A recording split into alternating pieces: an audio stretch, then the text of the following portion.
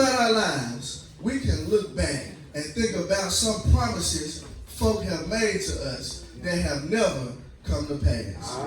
Some friendships of ours have had to end because of broken promises. Some marriages have failed because of broken promises. Some pastors have lost members because of broken promises. Broken promises often lead to broken relationships between people. There are too many of us in here who have been through heartache and disappointment simply because of broken promises. Matter of fact, for some of us, 2019 may have been a year full of broken promises. Some of us may have been promised different things by different people way back in January, and now it's December and it still has not come to pass. Some of us may have not even been around our families during Thanksgiving and Christmas because of broken promises.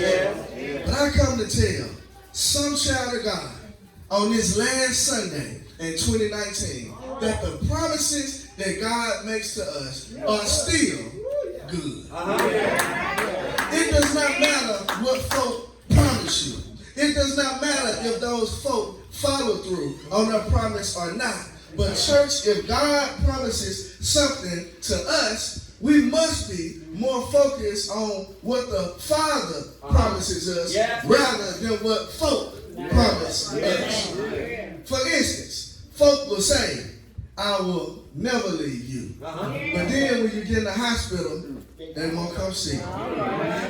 Folks will say, I got your back. But when you call them, they'll never pick up the phone. Folks will say, you can borrow money from me if you need a little something to get by. But then they'll tell everybody and your mama that you borrowed $5 from them 5 years ago. Somebody in here knows how it feels to deal with broken promises. But I come to serve notice to all of us that God's promises are still 100%. He said he will never leave us or forsake us. That's a good promise. He said that he gives strength to the weary and increases the power of the weak. That's a good promise. He said that when you pass through the waters, I will be with you. That's a good promise.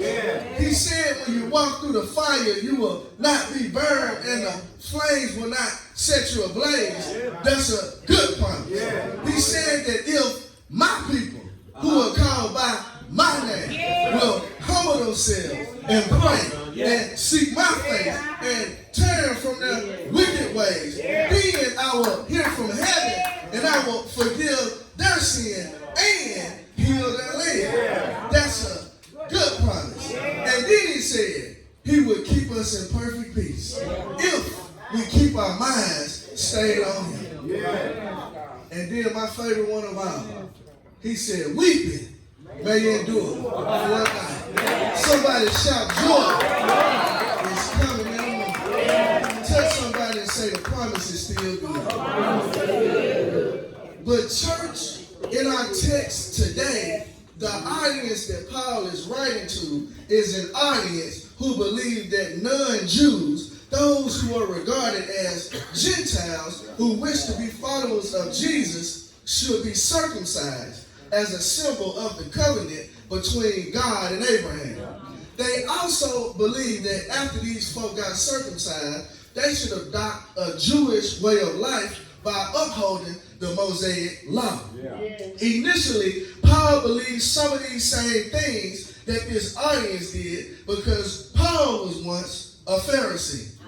But Paul learned better, and thus he decided to teach others a better way. Paul was saying that faith in Jesus Christ mattered more than if you were doing the works of the law, because Jesus was the fulfillment of the law. Paul is speaking to the church in Galatia about Jesus being born under the law in order to fulfill it and make it known what the law was actually for. Yeah. Jesus came to earth as a Jew to receive the promise of Abraham, which was also a covenant between God and Abraham. Amen. And all that a covenant is another word for relationship. Yeah. But Paul's particular purpose in our text was to show that the law had a temporary role that ended with the appearance of Jesus Christ. Yeah. The law was never intended to give life or justify, otherwise there would have been no need for Jesus. Yeah. Church, before the appearance of Christ, Jews and Gentiles were destined to inherit the promises made to Abraham. Yeah. But the law that Paul is speaking of had become a barrier to the blessings that God had for his children. Yeah. The law, which was originally given to the children of Israel, was keeping them from being all that God intended them to be. Yeah. Ain't it disappointing when something that was intended to help folk end up hurting folk? Yeah. It's a shame when laws do more to lock up folks than to liberate folks. Yeah. Church, we should not have laws that make it easy for us to get caught up in a system and then make it impossible for you to get out of the system. Yeah. But just like black folk in America are fighting against a difficult system, the children of Israel were fighting against a difficult system. Yeah. This is precisely why Jesus came. He came so that he could set the system straight. Yeah. This is why we see him in the Bible saying that the Sabbath was not made, the Sabbath was made for man, and the man was not made for Sabbath. Yeah. And then he took it a step further and he said that he was the Lord of the Sabbath. We should be able to understand that we are seeing someone in Jesus who knew what it meant to put stuff in its proper perspective. This is important because sometimes we can get lost in what we think things should be like rather than accepting what God allows things to be like. The word says that his ways are not our ways, and his thoughts are not our thoughts. While the Pharisees thought that they could regulate who worked on the Sabbath, Jesus was showing them that he was the one that was in charge. Even if they were overlooking what he was doing and what he was saying. But let us recognize that Jesus was born under the law, not for himself, but in order to extend the promise to all people. Jesus extended a promise that was originally to the Jews, also to the Gentiles. But some of the Jews during that time did not understand that Gentiles could also be children of God if they followed the life and teachings of Jesus.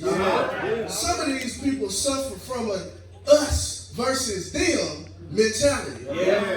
But church, the laws that our ancestors in the faith dealt with made it hard for them to have abundant and productive lives. Many of the people who followed Jesus were poor, and poor folk caught hell living under this particular system. And then folk like the Pharisees, who were teachers of the law, valued the law more than they valued people. In church, when you do not value people, there is no way that you can value the God who created the people. The word says that how can we love God whom we never see in the flesh, but then we hate our brothers and sisters whom we see every day. Then the word says that by this everyone will know that you are my disciples if you love one another. So if we love one another, we shouldn't be setting up traps for one another. We shouldn't be sitting back and waiting for folk to fail. We shouldn't be all in folk business trying to catch them in sin. We as the body of Christ should be helping them to obtain the promises of God. I heard someone say a while back, you can't help me and hold me back at the same time. But this is why we as a church should help folk to get their records exposed. This is why we should help folk who have been in the system get rehabilitated. This is why we should support restoring the right to vote to felons who have served their time. Church, the promises of God belong to those folk just like us. But I'm not suggesting that we should throw out all the laws that we have and not follow them. But we have to be careful when we're more fearful of the law than we are of the Lord. But church, the same promise that God made to Abraham was extended through Jesus, who extends that same promise to us today. God said that he would take care of Abraham, and God took care of Jesus when he came as a human being. So that means that God is going to take care of us. It's because whenever we make ourselves believers, God counts us as a child who came on home. And when Paul was speaking about us being adopted into sonship, he was speaking about us inheriting the promises of God. So that means the promises that God made to Abraham also apply to us.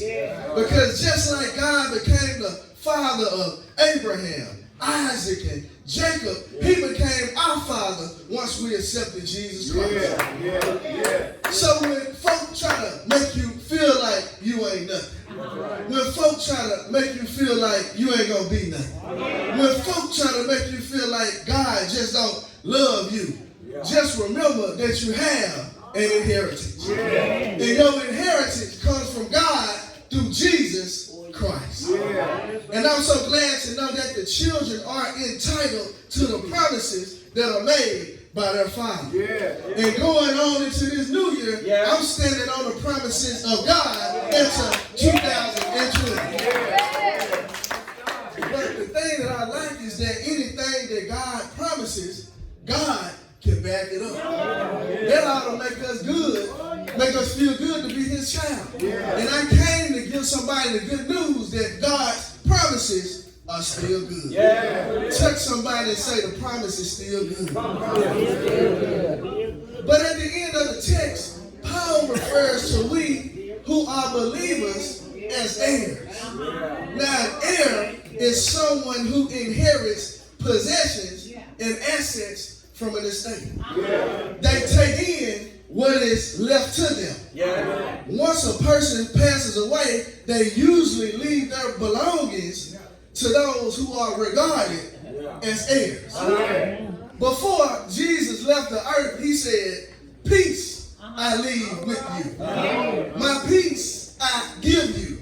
I do not give to you as the world gives. Do not let your hearts be troubled and do not be afraid." That ought to be good news for somebody because some folk didn't have anyone to leave them a lot of money to live off. But God is a provider. Some folk did not have a big house left to them in their name that was paid off. But God could be a shelter for you. Some folk did not have a nice car that was left to them. But God can take you wherever you want to go. So if you've never encountered an earthly inheritance, don't worry because every child of God has an inheritance from the Father. But as I close this message, I'm reminded of a story that took place. Come on now. This story took place at a college conference on religion. Many of the renowned scholars from all across the world had come together to discuss whether God was real or whether or not a person could prove it. At the conclusion of this tremendous intellectual exchange, which actually lasted 4 to 5 hours, an old black deacon rose up to speak. As he rose, he raised a question that he wanted to know. And as he raised this question, you could see the irritation all on the faces of the palace. They were looking at each other like, who let this Negro in the building? This elderly man was slow in his moving and slow in his speaking. And when he got up to talk, he would take a bite out of an apple. With every bite that he took, the panelists got madder and madder. The panelists said to themselves that, man, this dude is rude. But when he finished eating the apple, he concluded his question. The old man said, I simply want to know. After all of this great intellectual dialogue, which has lasted so long, was the apple that I just bit out of bitter or sweet? Church, there were 6 panelists, and each of them had earned degrees from some of the top colleges in America. But none of these folk could answer his simple question. Finally, the old man looked at the confused and annoyed panelists, and he said, only when you taste them for yourself will you ever know. I'm the only one who knows if the apple was bitter or sweet. I know what the Lord has done for me, and you can't tell me you ain't real. When you know that you know that you know. All these degrees and all these hours of discussion cannot overrule the personal relationship that I have with Jesus. All that old man was saying to these panelists was, you can't make me doubt. I know too much about it. That old man knew how far the Lord had brought him. And I come to tell Campbell Chapel that I feel like that old man this morning. Because somewhere I read, oh, taste and see that the Lord is good. And blessed is the man who takes refuge in him, standing on the promises of Christ my King. Through eternal ages, let his praises ring. Glory in the highest, I will shout and sing. Standing on the promises of God. Standing on the promises of God. I know he's alright. I know he's alright.